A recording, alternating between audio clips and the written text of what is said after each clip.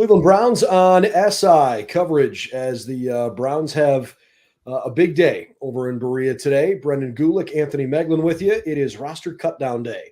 3 preseason games in the books. A couple practices still to come this week, Megs, and then a mandatory, basically, couple days off before diving into what will be game week next week. And we now know what the initial 53-man roster is. That was made very clear. It's not the final 53. It's the initial 53. I guess the biggest story off the top is probably the fact that there are 4 quarterbacks on the initial 53. How's that sit with you? 4 quarterbacks. So the way it sits with me is there's something up. You know, there's something fishy. Kevin Stefanski even said it today after practice, or maybe before practice.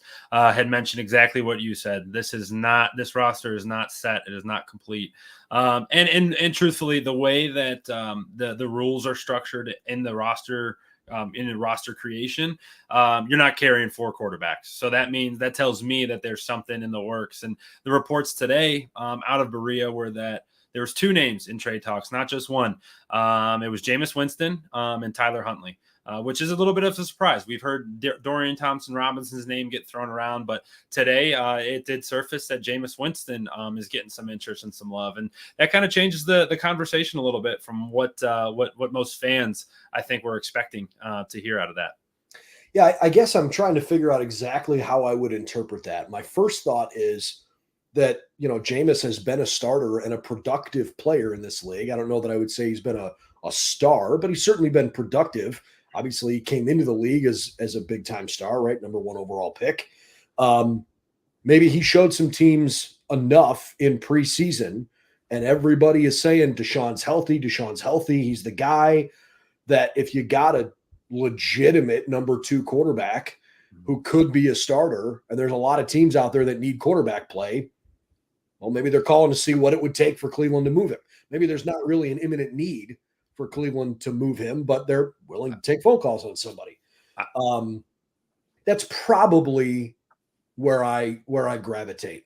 But there is also a part of me that says, okay, maybe it's like, well, DTR looked pretty good during camp. And maybe it's also, is there a little bit of like tension between the fact that Jameis seems like a glue guy, but he's not going to be the starting quarterback. And do you want that if you've got a starting quarterback who's making the kind of money that Deshaun's making? Do you want the pressure on Deshaun to be so great that he, could potentially lose his starting opportunity? The more I talk about it and flesh it out, like that just doesn't seem like the right thing to me, but who knows, man? There's been so many goofy things over time that you would never believe to be true that, ultimately come out true. I am of the belief that there's enough teams that need help. Jameis looked okay enough in play that somebody else is saying, okay, what would it take? Well, and I would say to your point, like with if there are teams calling about, hey, we want Jameis, potentially to be our starter, they wouldn't hopefully not say that in their negotiations because they would lose all ground to stand on. But sure, the Browns do come from the higher angle, right? And if you are fielding calls on Jameis Winston, you can really ask for a pretty hefty price. Is it a second round pick? Is it a third round pick? Is it some backup offensive tackles or some depth at the offensive line position? That could be a piece where you get something incredibly valuable back because you do have really all the leverage in that situation.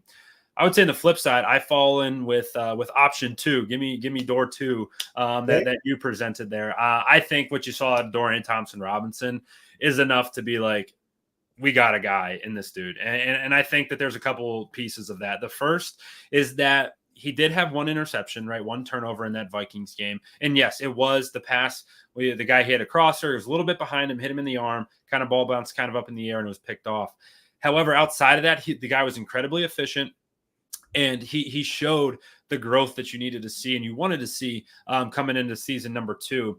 And so for him, he had a couple wild throws. You have the touchdown to Jamari Thrash out in Seattle. And then you have that almost touchdown to Darden where he was able to break the pocket and was kind of falling left, threw a dart about 35 yards down the field. And if Darden's hands were just a little bit longer, if he wasn't, what is he, 5'8"? If he was a little bit taller, I can say that because I'm also that. But if he was just a little bit taller, maybe that's a touchdown. But you just see a couple flash plays. You're like, oh, he could potentially be a dude, along with a lot of steady play, which makes me feel good and should make that Browns front office feel really good about having a cheap backup who can go in and win you some ball games. And he proved that even in his rookie season. Yeah, beyond the quarterback thing, the Browns waived 11 players today and terminated 5 other contracts. Mike Hall was officially placed on the commissioner's exempt list, which was reported and expected, but not a foregone conclusion until it happened. And obviously Nick Chubb was officially placed on the reserve pup list. Mm-hmm. Any guys that got waived or contracts terminated from those 16 players that caught you off guard? Yeah, the one that shocked, I think, everybody was Dante Foreman. And I would say that conversation starts and ends with this GM and this front office being very savvy with what they can do. And the reason I say that is because Foreman is technically a vested veteran, which means he's been in the league more than 4 years, which in that case, he doesn't have to clear waivers when you terminate his contract. So they terminate his contract. And when they do that, it's kind of under a gentleman's agreement, a handshake agreement where you're like, all right, we're going to place some guys on IR, or we're going to make a trade or whatnot, and we're going to bring you back. So that's under the assumption that Deontay Foreman should be back in the backfield. Don't be alarmed when you see 4 quarterbacks and 2 running backs on the roster. That's certainly not what they're going to take to, bring to Dallas here in a couple of weeks. That was the big one. It caught your attention. It kind of maybe freaked you out a little bit. And you're like, oh, this is a pretty savvy move by this offense. Yeah, here's the inside football of it, right? Yeah. Choosing to keep David Bell instead of Michael Woods, I know some people are talking about.